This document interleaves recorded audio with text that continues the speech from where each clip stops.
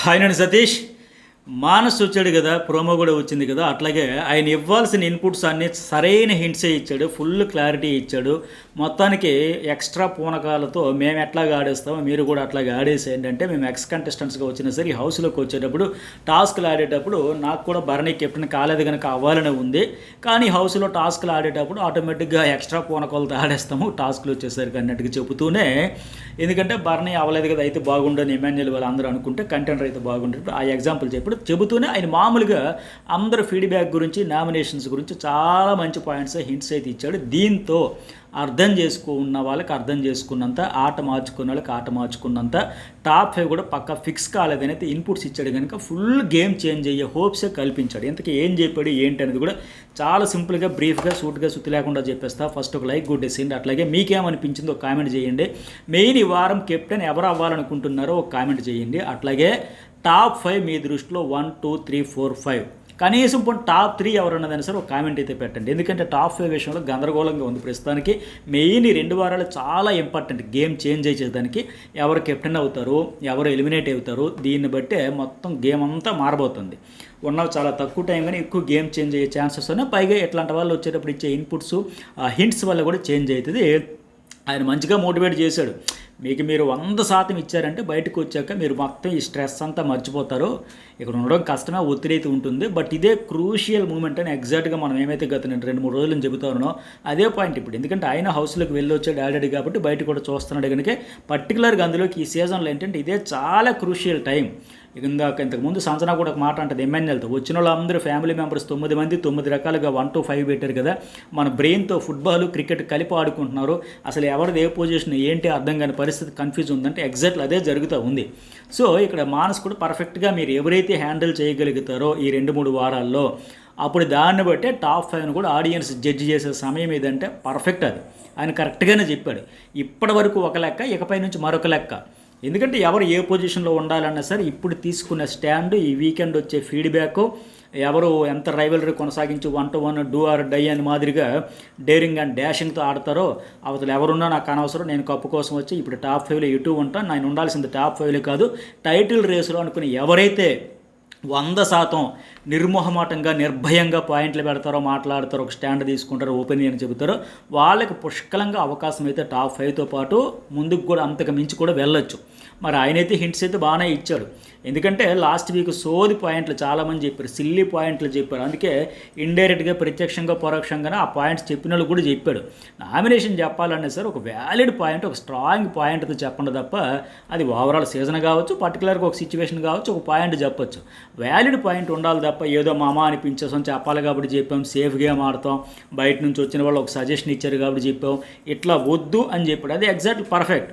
రితు చౌదరి నిన్న సంజనానే ఆవిడ బాటంలో ఉంటుంది కనుక పెట్టాలని చెప్పేసి 12 వారాల ఆట చూసిన తర్వాత ఇంకా మీ ఆట బాగోలేదంటే మళ్ళీ అది కూడా ఏంటి మినహాయింపులు అంటే 6వ వారం నుంచి 12వ వారం లేదంటే ఆవిడకి ఎక్కడో మండాల్సిన దగ్గర మండి కోపం వచ్చి ఆవిడ ఫుల్గా ఫుట్బాల్ ఆడుకుని ఇక ఇంతకు మించి చూస్తారన్న ఆట లేక ఆవిడ చెలరేగిపోయింది. సో అలా కాకుండా నిజంగా ఆవిడకి వ్యాలిడ్ పాయింట్, ఇంకా ఆవిడతో పోల్చుకుంటే ఇంకా మిగతా అందరూ ఆడేస్తున్నారా, ఇరగొట్టేస్తున్నారా. ఇప్పుడు ఈ ఫ్యామిలీ వీక్లో కావచ్చు, హౌస్మేట్స్ ఎవరు వచ్చినా సరే, ఇప్పుడు ఎక్స్ కంటెస్టెంట్స్ కావచ్చు, ఎవరు వచ్చినా అందరి గురించి ఒక లెక్క చెబితే సంజన గురించి ఒక లెక్క చెబుతూ ఉన్నారు కదా. మీ ఆర్ట్ టాప్ అండి, హైలైట్ అండి, మీరే గేమ్ మొదలు పెట్టారండి. ఆఖరికి ఆవిడ కోసం వచ్చిన అఖిల్ అండ్ వాళ్ళ బ్రదర్లో అఖిల్ కూడా అదే చెప్పాడు కదా, సంజన గారు అసలు గుడ్ ఫైట్, వెరీ గుడ్ అండి, మీరే గేమ్ మొదలు పెట్టారు, ఇట్లా చాలా చెబుతున్నారు కదా. అంటే ఈవిడ సేఫ్ గేమ్లో భాగంగా ఇట్లా చెబితే పక్కన ఇంకా ఎవ్వరు కనిపించినట్టుగా అలా ఇలాగే ఉంటుంది అనమాట. సో అందుకోసమే ఆయన పర్ఫెక్ట్గా చెప్పాడు, మీరు గట్స్తో ఆడండి, ఆ ఫీలింగ్తో ఆడండి. మీరు నామినేషన్ చూసేటప్పుడు చేసేటప్పుడు బయట నుంచి చెప్పిన వాళ్ళు ఈ సిల్లీ పాయింట్లతో వద్దు, నామికే వాస్తే వద్దు, ఏదో ఇన్పుట్స్ ఇచ్చారు కాబట్టి, ఫీడ్బ్యాక్ ఇచ్చారు కాబట్టి అట్లా కాకుండా జెన్యున్గా అనిపించేది చెప్పాలి. అది వాస్తవం. జెన్యున్గా ఎవరు బాగా ఆడలేదంటే వాళ్ళ పేరు చెప్పండి. అసలు ఎవరు కంటెంట్ ఇవ్వట్లేదు, ఎవరు అసలు అర్హులు కాదు, ఎవరు అసలు మిరాకలుగా ఉంటున్నారు, లేకపోతే ఎవరు ఏంటి అందరినీ ఈక్వల్గా చూసుకొని చెప్పాలి తప్ప మనం ఏదో బయట నుంచి వచ్చారు కాబట్టి వీళ్ళకి బ్యాడ్ అవ్వచ్చు, నెగిటివ్ అయ్యి ఉండొచ్చు అట్లా కాదు. సో దానివల్ల వ్యాలిడ్ పాయింట్ ఉండాలి. మంచి మాట చెప్పాడు. అట్లాగే రీతి ఇక్కడ ప్రోమోలో చూపించి అడుగుద్ది కదా అమ్మాయి, ఏంటి నా పరిస్థితి ఏంటంటే ఫస్ట్ 2 వారాలు వచ్చేస్తామేమో అనిపించింది అంటే మళ్ళీ తర్వాత కూడా అందరి గురించి చెప్పాడు. బట్ ఈ అమ్మాయి గురించి చెప్పకపోతే మళ్ళీ పక్కకు వెళ్ళి అడిగితే అప్పుడు చెబుతాడు, నాకెందుకు నువ్వు మంచిగా చెప్పట్లేదు, అందరికీ ఏదో ఒకటి ఇంప్రూవ్ అయ్యేది చెబుతున్నావు కదా, నాకెందుకు చెప్పట్లేదు అంటే ఇక ఇప్పుడు బాధపడుతుందిలా ఉంది, ఇక ఎంకరేజ్ చేద్దాం లేక ఆయన చెప్పాడు. ఇంకా అంతా బాగుంది, ఏం వర్రీ అవ్వక, చాలా పాజిటివ్గా ఉంది, అంత మంచిగా ఉంది, బాగా జరుగుద్దిలే, మంచిగా జరుగుద్దిలే, ఆడుకోని లెక్క ఆయన చెప్పేసాడు. అప్పుడు మళ్ళీ మీ మమ్మీ ఏం చెప్పిందంటే చెబుతుంది, కత్తి టాస్క్లో చాలా ఈజీగా వదిలేస్తా 30-40 సెకండ్స్కే, పోన్లే నేను ఒక పని తనుజ అయ్యింది కెప్టెన్ అన్ని తర్వాత కూడా మా మమ్మీకి కూడా అందరూ చెబుతున్నారంటే మీ అమ్మాయి చాలా బాగా ఆడుతుంది, జెన్యున్గా ఉంటుంది, అసలు ఇలా ఆడుతుందని ఎక్స్పెక్ట్ చేయలేదంటే ఫిజికల్ టాస్క్ల విషయంలో ఒప్పుకుంటాను నేను కూడా. ఇప్పటికి చాలాసార్లు చెప్పు, మరొకసారి అయినా చెబితే ఇంకోసారి అని చెప్పొచ్చు, ఏ మాటకి ఆ మాటే చెప్పాలి. ఏదో డక్కి మొక్కిలు దిగి కింద పడి మీద పడి ఇంకా తన ఎఫర్ట్స్ని తను నమ్ముకొని తన శక్తిని తను నమ్ముకొని ఏదో అలాగ ముందుకు వెళ్ళాలి, ఆటలో ఉండాలి. ఆవిడ దరిద్రం ఏంటంటే ఎవరు ఎన్ని చెప్పినా చెవికి ఎక్కించుకోవడం ఆ దిక్కుమాలని ట్రాక్ అనేది పక్కన పడేస్తే ఎటు గేటు దాటిన తర్వాత వదిలేస్తారు, ఉండదు. ఎందుకంటే నేను ఎన్నో సీజన్లు ఎన్నో ట్రాక్లు ఇలాంటి పులిహోర అన్నీ చూసాం. పోనీ సరే వీళ్ళకు ఉంది నిజంగా ఎఫెక్షన్ లవ్ ఇంకేదో బయటికి వెళ్ళక చూసుకోవచ్చు కదా. ఇక్కడ హౌస్లోకి వచ్చిన తర్వాత ప్రతిదీ జడ్జి చేస్తారనేటప్పుడు అది పెట్టుకుని ఉంటే బాగుండేది. ఆడుతుంది వాళ్ళ అమ్మగారేంటి, మానస్ ఏంటి, మీరైనా నేనైనా ఫిజికల్ టాస్కులు మాత్రం ఎలాగైనా కింద పడైనా లేవాలి, ఆడాలి, ముందుకు వెళ్ళాలనే యాటిట్యూడ్ ఆ ఇంటెన్షన్ అయితే ఉంది. కానీ మిగతావన్నీ మైనస్ కదా. మెయిన్ ఆ ట్రాక్ వల్ల ఎలా బిస్కెట్ అయిపోయింది. ఇప్పుడు సంచాలకురాలుగా చేసిన, కెప్టెన్గా చేసిన, ఇక అందువల్ల దూరిపోతూ ఉంది, బ్యాడ్ అయిపోతూ ఉంటుంది, నెగిటివ్ అయింది కదా. ఇప్పుడు మన కెప్టెన్గా వచ్చేటప్పుడు కూడా కళ్యాణ్ వస్తే ఇప్పుడు కెప్టెన్గా వారించాలి, బాబు నీ నామినేషన్ వచ్చినప్పుడు నువ్వు మాట్లాడు, ఫైట్ చేయి, ఏదన్నా చేయి, ఇప్పుడు డీమోంది అండ్ ఇమాన్యుల్ది కదా అని చెప్పుంటే అప్పుడు గ్రాఫ్ ఇలా పెరిగేది, కెప్టెన్గా పర్ఫెక్ట్ డెసిషన్ తీసుకుందని. అట్లా కాకుండా ఆయన డి అనుకుని వస్తే ఇప్పుడు డి అనుకుని వెళ్ళి నువ్వు ఒక 10 మాటలు అంటే నేను ఒక 10 మాటలు అంటే ఇంకేముంటుంది. అలాగే సంచాలకురాలుగా కూడా చూసాం కదా, అసలు నాగార్జున స్వయంగా అన్నాడు, బిగ్ బాస్ ఈ సీజన్లో దయచేసి రీతికి పెట్టకండి సంచాలక అంటే. అట్లా మెయిన్ ఎందుకు ఇవన్నీ ఏంటంటే లింక్ అయ్యి ఉండేవి ట్రాక్ వల్ల ఇవన్నీ, అది లేకపోతే బాగుండేది. అట్లాగే సంజన గురించి ఏంటంటే ఆయన కూడా అప్రిషియేట్ చేస్తారు, బ్రెయిన్ గేమ్ సూపర్ అండి, ఇనీషియల్ స్టేజ్లో అయితే ఇలా టక్కన సెకండ్స్లో మార్చేసి అసలు చాలా లవ్లీగా అనిపించేది. మీకోసం మీరు డిఫెండ్ చేసుకోవడం కానీ ఎవరు ఎన్ని చెప్పినా వినకుండా మీకోసం మీరు స్ట్రాంగ్గా ఉంటారని, అది ఎగ్జాక్ట్లీ పర్ఫెక్ట్. ఇప్పుడు కూడా ఈ వారం చూసాం, తల్లకిందులు తపస్సు చేసిన హౌస్ అంతా ఇట్లా ఉన్నది, ఇట్లా తిరగబడిపోయినా నేను మార్చను, ఎందుకంటే అది మళ్ళీ ఎక్కడ రాంగ్ పోర్ట్రే అయిద్దని చెప్పి పక్కన ఇట్లా కూర్చుంటారని నేను కనీసం ఒక 20 సార్లు చెప్పే ఎగ్జాంపుల్ కూడా చెప్పాను. నేను అంతకుమించి నేను బ్యాడ్ ఇంటెన్షన్ వల్ల బ్యాడ్ పోర్ట్రే చేయలే, నేను చూసిందే చెప్పాను అని చాలా కాన్ఫిడెంట్తో క్లారిటీతో ఉంది.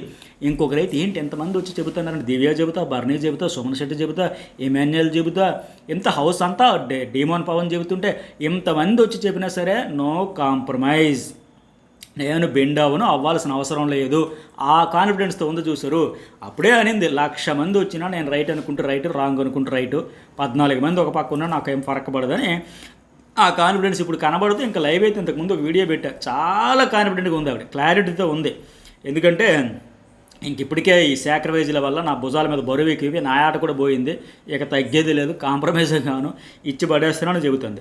ఆయన కూడా అట్లాగే చెప్పి డీమోన్ గురించి అంటే చాలా బాగా ఆడతారు, బాగుంటుంది, ఆయన కోసం ఆయన ఆడుకునేది ప్రొటెక్ట్ చేసుకునేది నాకు కూడా ఇష్టం అని చెప్పేసి. అట్లాగే ఇమాన్యుయల్ అంటే మంచి ఎంటర్టైనర్, గుడ్ వైబ్ సెట్ చేసి, నిజమే ఇమాన్యుయల్ అయితే ఎంటర్టైన్మెంట్ తోపు, ఎంటర్టైన్మెంట్కి బాపు, అట్లా ఎన్నైనా చెప్పచ్చు.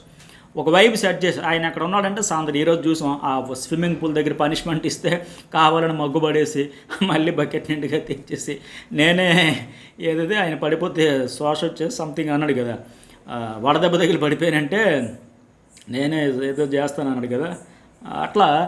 సో మొత్తానికి మానస్ వాళ్ళ మమ్మీకి కూడా ఇష్టం అంట, బాగా ఎంటర్టైన్ చేస్తారు, బాగా ఆడుతున్నాడని పొగుడుతూ ఉంటారు నీ గోయింగ్ గురించి అని. అట్లాగే కళ్యాణ్ గురించి కూడా నువ్వు కామనర్గా వచ్చి ఈ స్టేజ్లో 9వ నెంబర్ వరకు ఉన్నావంటే గ్రేట్ అని చెప్పేసి, ఎగ్జాక్ట్లీ కరెక్ట్. టాప్ 9 వరకు ఉన్నాడంటే కామనర్గా వచ్చేటప్పుడు ఫస్ట్లో అంచనాలు చాలా ఉండేవి, మధ్యలో 3 వారాలు పోయింది, ఆ తర్వాత మళ్ళీ సెట్ చేసుకున్నాడు అంతా.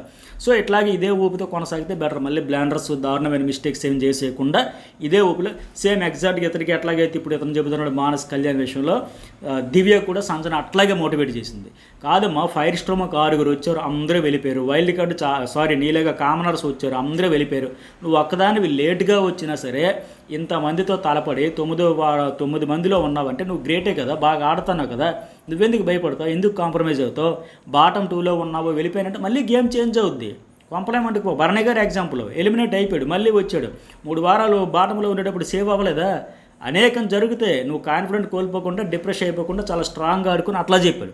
అట్లాగే భరణి కూడా సంజన విషయంలో కూడా అలాగే మోటివేట్ చేస్తుంది. సంజన గారు మన ఇద్దరమే మెచ్యూర్డ్ పర్సన్స్ ఇక్కడ, సో మీరు అనుకుని చెయ్యండి, చెప్పాలనుకుని చెప్పండి, చెయ్యాలనుకుని చెయ్యండి, మీరు సారీ చెప్పాలనిపిస్తే చెప్పండి, లేకపోతే లేదు నేను చెప్పమని కూడా చెప్పను, కానీ మీ గేమ్ మీరు ఆడుకోండి, మీరు ఊరికే వచ్చేసారా 12 వారాలంటే ఎగ్జాక్ట్గా మానస్ చెప్పినట్టుగా వీళ్ళకి అర్థం కాకపోవచ్చు. ఆవిడ గేమ్ లేకుండా ఎట్లా వస్తుందని చెప్పండి. వాస్తవానికి సంజన హౌస్లో అడుగు పెట్టేటప్పటికి జీరో ఎక్స్పెక్టేషన్స్. ఈరోజు రచ్చరంబోలో చేసేలా ఆవిడ మార్కంటే క్రియేట్ చేయలే ఈ షోలో. టక్కన సీజన్ 9 కంటెస్టెంట్స్ ఎవరంటే టక్కన గుర్తొచ్చే పేర్లలో సంజన పేరు ఒకటి కంపల్సరీగా ఉంటుంది.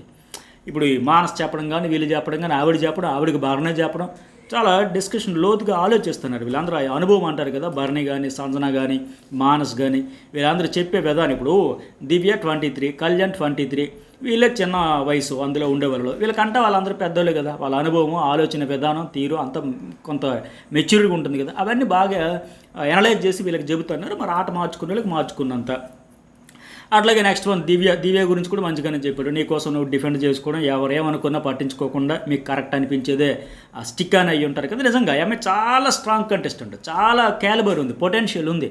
ఆవిడకున్న ఒకే ఒక దిక్కుమాల మైనస్ ఏంటంటే వాళ్ళ అమ్మగారు చెప్పారు ఏదైనా భరణి బాగుండు ఆయనే దీనివల్ల మొత్తం పోయిందమ్మా, ఆటే పోయింది, ఆటకెక్కిపోయింది, అవుట్ అయిపోతాను, బ్యాడ్ అయిపోతుంది, నెగిటివ్ అయిపోతుంది, రావాల్సిన మైలేజ్ రావడం, ఆయనే కళ్ళు తెరిచి దూరం పెడతా ఉంటే ఈవిడ ఇంకా ఇవాళ కూడా పెద్ద గొడవ అయిందంట, ఆయన ఫుల్ ఫైర్ అయ్యాడంట.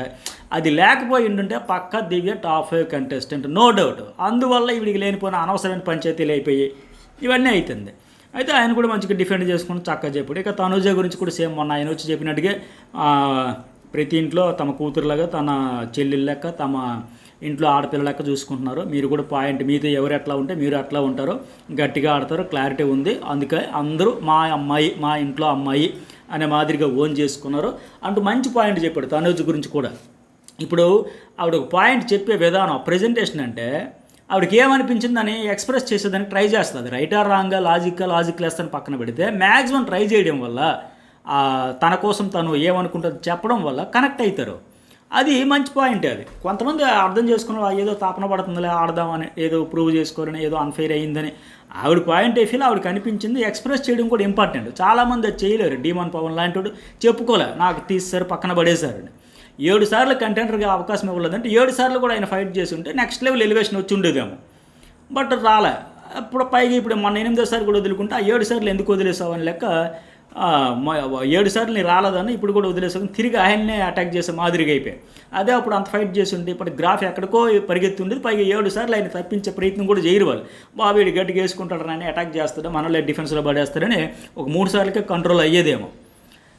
అట్లాగే భరణి గురించి కూడా ఈ మధ్య కామెడీ యాంగిల్ బాగుందంటే మొన్న చేశాడు కదా రాజు రాణి టాస్కులు, అది కూడా బాగుందండి. ఫస్ట్ నుంచి ఎలా ఉంటుంటే బాగుండేది. అట్లాగే సుమన్ కూడా బయట నుంచి ఇప్పుడు ఎట్లాగే ఉన్నారు, చేంజ్ అవ్వలేదండి.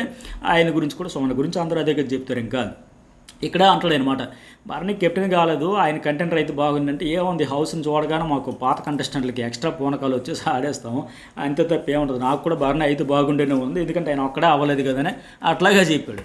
అలాగే ఇంకోటి ఏంటి, ఆ ప్రోమోలో డ్యాన్సులు ఫన్ ఇదంతా కూడా. ఈ టాస్క్ కూడా చూసాం కదా, ఆ ట్రాక్ నుంచి విడుదలయ్యే బాల్స్ జిగ్జాగ్ ద్వారా క్యాచ్ చేయాలంట, ఆ నెయిల్స్ గుచ్చుకునేలా విసిరగొట్టాలి. ఇది మనం ఇంతకుముందు అప్డేట్ చెప్పుకున్నాం కదా.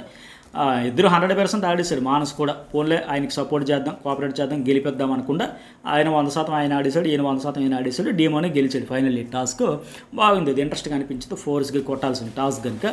సో మొత్తానికి కొందరు ఇప్పుడు నెక్స్ట్ ప్రిన్స్ ఎవరు వచ్చి కోఆపరేట్ చేశాడు అంటే ఆయన గెలిస్తే, నాకు చెప్పాను కదా ఇంతకుముందు కూడా, మీకు కూడా అట్లా కనిపిస్తే చెప్పండి. వీళ్ళ కొద్దిగా సపోర్ట్ చేసి ఇప్పుడు మానస్ గెలిచినా, గౌతమ్ గెలిచినా, ఆ పిల్ల ఎవరు ఆమె వెళ్ళిపోయింది హారిక గెలిచినా, బయట నుంచి వచ్చిన వాళ్ళకి ఏం ఉండదు. బట్ వీళ్ళు గెలిచి ఉండుంటే ఒక కంటెంటర్గా అవకాశం వాళ్ళు కూడా గెలిపించినట్టు ఉంటుంది. వీళ్ళలో వీళ్ళు ఫైటింగ్ చేసుకుంటారు కదా తర్వాత. సో నాకైతే అట్లా అనిపించింది. మరి మీకేమనిపించిందో ఖచ్చితంగా కామెంట్ చేయండి. అవాక్కైన సంఘటనలు ఏంటంటే, సంజన అప్పుడు మిడ్-వీక్ ఎలిమినేషన్ అన్నారు కదా, అదొకటి షాక్ అనుకున్నాం. బర్నీ గారు రీఎంట్రీ కూడా అందరూ షాక్ అయ్యామని ఎగ్జాక్ట్గా వాళ్ళకి ఆ ఫీలింగ్ అయితే ఉండింది హౌస్మేట్స్ అందరికి కూడా. వెళ్తా కూడా ఆయన మరొకసారి కూడా అదే చెప్పాడు క్లియర్గా, అందరికీ ఆపర్చునిటీ ఉంది, ఈక్వల్ ఆపర్చునిటీ ఉంది కనుక ఎవరు గివప్ ఇవ్వకండి, 100% పెట్టండి, టాప్ 5లో ఎవరైనా ఉండొచ్చు అని.